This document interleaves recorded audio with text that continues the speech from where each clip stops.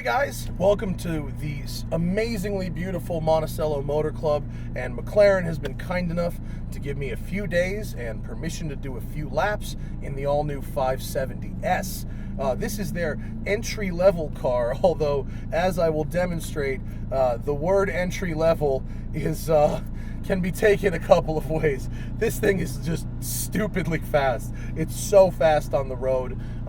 What's really impressive is they've tried to make it a better road car. So it rides really well. They made it cheaper by ditching that super fancy lack of sway bar suspension. It has traditional sway bars with adaptive dampers.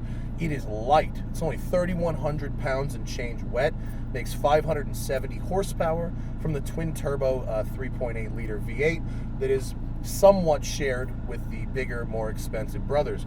Of course, it's got the 7-speed dual-clutch gearbox, and this thing, it's a monster. And I've just figured out how to go full traction off. You can't do it while moving. You have to stop and go to traction off from a stop. So we're gonna do a couple laps around Monticello's full course here, and I expect this to be quite good fun with a handful. So good, Zach? Okay, here we go.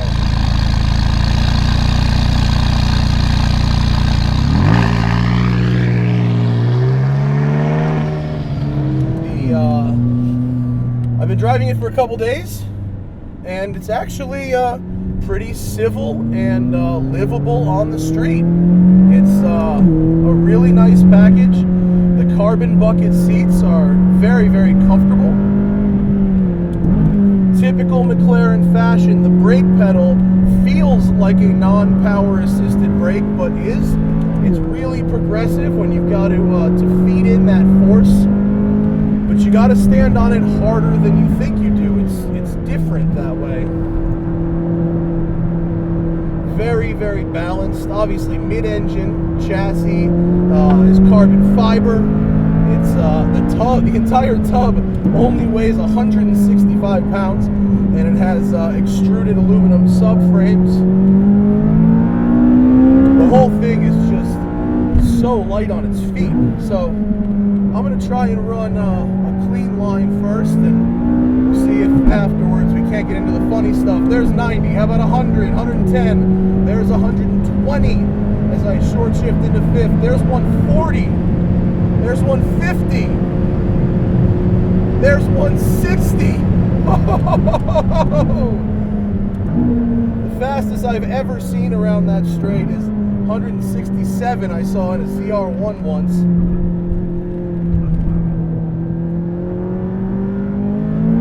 Great grip up front. It's got smaller tires and less aero than the 675 and the 650. Ooh boy, that got really light there with ESC off. I kind of blew that one. Went a little faster over that hill than I expected it to. And because of the lack of aero, it's what they call aero neutral. You can do that. You can get oversteer. That was fun. Try and run it clean, and maybe it'll work, maybe it won't, but it's definitely happy to step the back out for sure.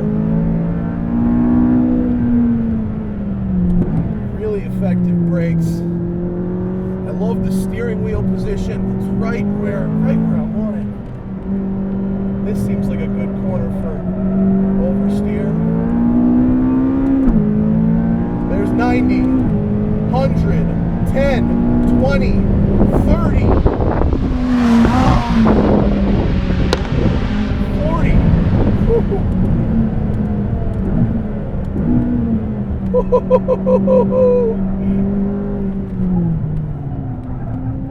Come on.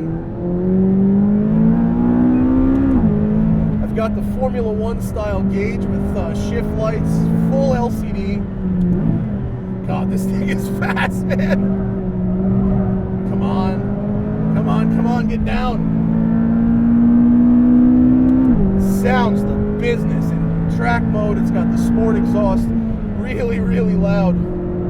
The base price of this thing is $180. I don't know. I don't have a window sticker for this particular pre-production example. If I had to guess, I don't know, 240, but as we learned with the Ferraris, I'm quite bad at guessing. Oversteer? Oversteer? Yep, there we go. What a monster. Come on. Yes. Wow, does this thing go?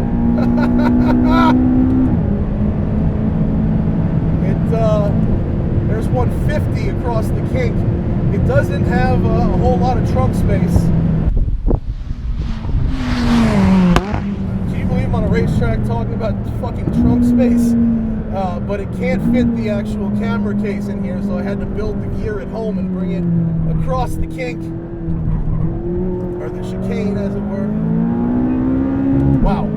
If you really want to get the best lap time possible out of this car, you are going to need to run with ESC and dynamic as opposed to full off like I'm doing now. I just want to see how the back end handles power when it's uncorked. Nope, little understeer there, followed by some oversteer. Gives me a little audible ding when it's time to shift as well. The turn in is just amazing, and then get some oversteer there as well. Trying to embrace the oversteer if I can. I may be turning in a little harder than I should just to see if it will slide, which it will. Oh, and yep, it will slide, and I've looped it onto the grass. Sorry guys, your grass was beautiful. I apologize.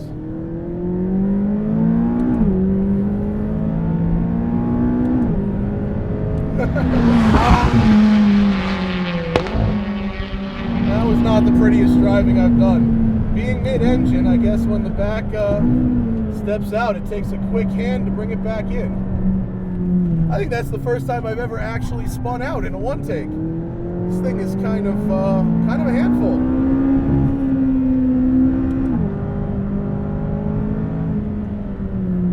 But I'm having a good time. I think that is the first time I've ever spun out in a one-take. Well, I found the limit, let's just say. And it's right there. That's what happens when there's no edits. You get the real deal. Monticello is absolutely amazing. Beautiful tarmac. Great place to drive a car. Probably the best thing about this thing on the road is the ride quality. It's just unbelievable. And fighting it.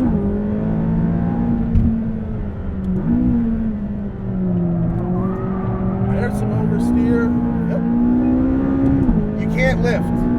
The mid-engine cars, I tried to lift over there and it looped right around. You gotta get back on the power early and really modulate it through if you're gonna get that oversteer. Cutting across at 150, there's 158. This thing is really fast, man. What a crazy car. I can't believe this is the entry level. That's nutty. I mean, I know it's not quite as fast and quite as crazy as the 675, but we're really talking about very incremental differences here. To the average person, this car is just nuts. And when you put it on the road, god damn, wow, it's a handful. Alright, well, let's see. ESC is in dynamic mode. Okay, now that we've gotten the back out to the point where I've actually spun the damn thing, let's leave dynamic mode on and see how dynamic mode reigns in the absolute crazy power of this car. Oh yeah, it really reigns in that back end. Wow, okay, the back end before really wanted to step out under braking. Now that dynamic mode is just keeping it right in line.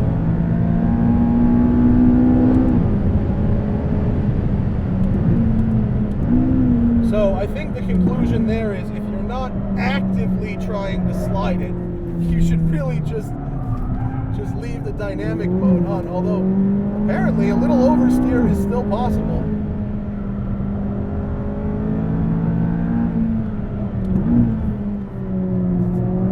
Yeah, I can feel it at the back.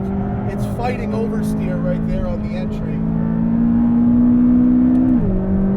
It's doing a pretty good job. It will let the back step out a little bit, but it kind of reins it back in right by itself.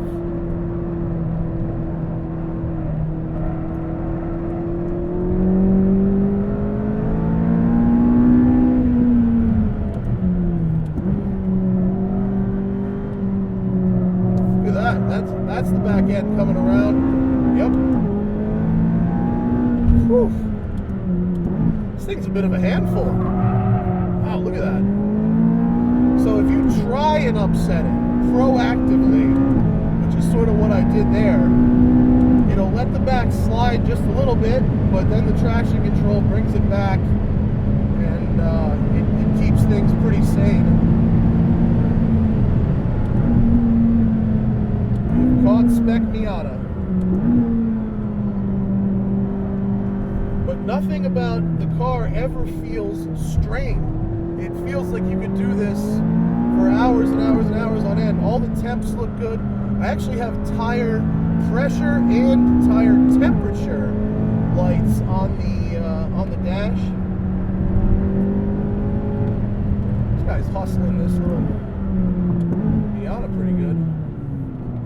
So here, I was getting oversteer before. Yep, it just kills it right there.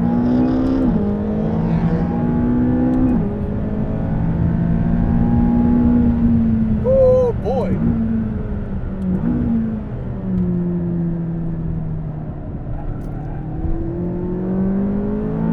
Last lap. The brakes are really holding up well to this. They're not getting hot at all.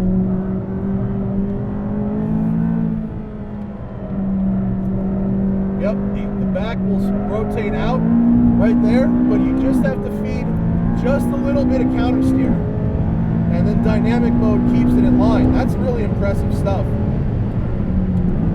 Braking real early like a big pussy at the end of the front straight. I always have a problem with the braking zone.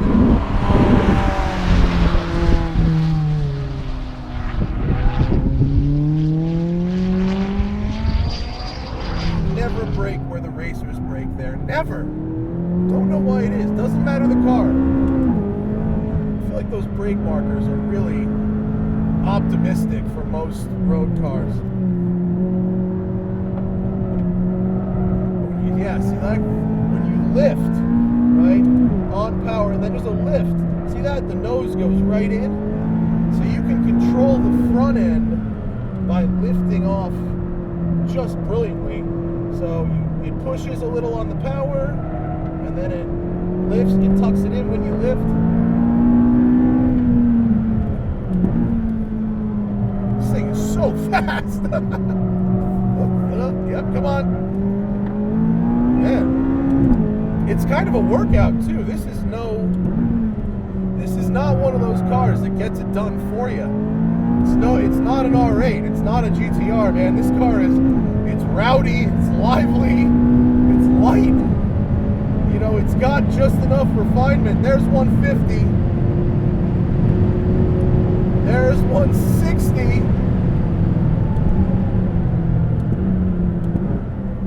It's really rowdy, this thing. It really wants to move around, and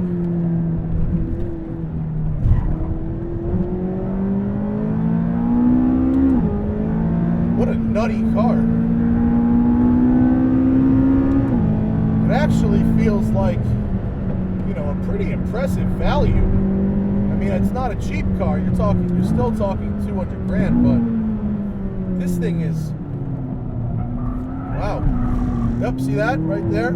That was dynamic mode shutting down what was going to be a semi-intentional drift. Whoo! This thing gets your adrenaline going, and I'm going to pit here. I'm going to have to open the window. I apologize. Apologize for that, opening the window as I I'm gonna cool it off just a little bit as we go towards the pits, but this car is pretty damn spectacular. On the road, it is absolutely unfathomably so fast. I mean, traffic just disappears. You could get into so much trouble in one of these things. And on the track, you know, with the wider straightaways, and the not a lot of things to compare to. I mean, you saw how fast I accelerated away from that Miata, but without a lot of things to compare to, the track really makes it, slows everything down a bit. But still, you got to be careful on power out of corners, and I would recommend practicing somewhere without walls if you really want to learn how to drift it. I tried to be a hero. It didn't work out. We're leaving it in the video because that's real life, and these videos are real life. They're just a crazy version of real life where there's McLarens and racetracks and shit. So thank you guys for watching. Especially thank you to Monticello Motor Club for having me out at their beautiful track. This place it's just my favorite. And thanks to McLaren for giving me the car. If you were thinking about an absolute nasty bitch of a car, this is a good place to start, because this thing is crazy. The air conditioning works. It was cranked that whole time. The brakes are amazing. The chassis is amazing. And whoo, my heart was going with that one. I'll see you guys next time.